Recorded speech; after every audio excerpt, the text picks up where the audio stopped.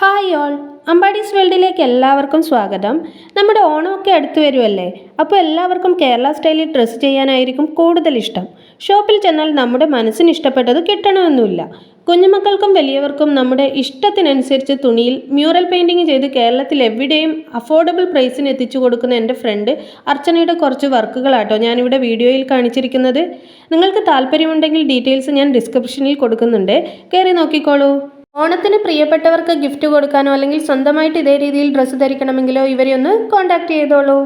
അപ്പോൾ ഇന്നത്തെ നമ്മുടെ പുതിയൊരു വീഡിയോയിലേക്ക് എല്ലാവർക്കും സ്വാഗതം. കുറച്ച് ഉണക്ക ചെമ്മീനാട്ടോ കയ്യിൽ പിടിച്ച് നിൽക്കുന്നത്, ചമ്മന്തിയാക്കാൻ വേണ്ടിയിട്ടാണ്. നിങ്ങളൊന്ന് വീഡിയോ സ്കിപ്പ് ചെയ്യാതെ കണ്ടു നോക്കണേ.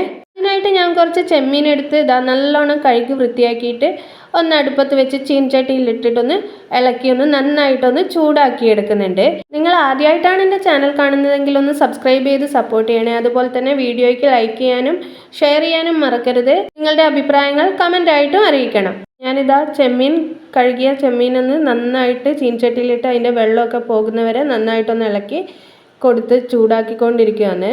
അപ്പോൾ അതിൻ്റെ വെള്ളമൊക്കെ പോയി കഴിഞ്ഞാൽ നമുക്കത് മാറ്റി വെക്കാം. ചെമ്മീൻ മാറ്റി വെച്ച ശേഷം ഞാനൊരു അരമുറി തേങ്ങ ചിരകി എടുത്തിട്ടുണ്ട്.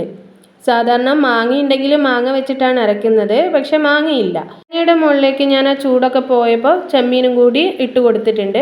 പിന്നെ ഇതാ 2 പച്ചമുളക്, നല്ല എരിവുള്ള പച്ചമുളക് കേട്ടോ, അതുകൊണ്ട് 2 എണ്ണം എടുത്തിട്ടുണ്ട്. അതുകൂടാതെ ഒരു ചെറിയ കഷ്ണം സവോള, ചെറിയുള്ളി ഉണ്ടെങ്കിൽ ചെറിയുള്ളി എടുക്കാം. മാങ്ങയൊന്നും ഇല്ലാത്തത് കൊണ്ട് ഞാനൊരു കുറച്ച് പുളിയും കൂടി ചേർത്തിട്ടുണ്ട്. പിന്നെ ചേർത്ത് കൊടുക്കുന്നത് കുറച്ച് മുളക് പൊടിയാണ്. കൂടാതെ ആവശ്യത്തിനുള്ള ഉപ്പ് കൂടി ഇട്ട് കൊടുക്കുന്നുണ്ട്. പിന്നെ ഇതാ ഒരു കറിവേപ്പില കൂടി ഇട്ടിട്ടുണ്ട്. ഇത് മിക്സിയുടെ ജാറിലേക്ക് ഇട്ടൊന്ന് അരച്ചെടുത്താൽ ഇതാ അടിപൊളി ചെമ്മീൻ ചമ്മന്തി റെഡി.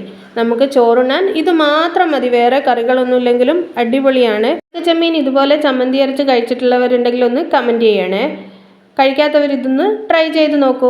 വീഡിയോ ഇഷ്ടമായാൽ ലൈക്ക് ചെയ്യാനും ഷെയർ ചെയ്യാനും മറക്കല്ലേ. അതുപോലെ തന്നെ ഞാനിടുന്ന എല്ലാ വീഡിയോസും കാണാൻ ചാനൽ ഒന്ന് സബ്സ്ക്രൈബ് ചെയ്ത് ആ ബെൽ ബട്ടണും കൂടി ഒന്ന് അമർത്തിക്കോളൂ. ആദ്യം കാണിച്ച വീഡിയോയിലെ ഡ്രസ്സ് വേണ്ടവരൊന്ന് കോൺടാക്ട് ചെയ്തോളൂ. നാളെ മറ്റൊരു വീഡിയോയുമായി കാണാം. താങ്ക്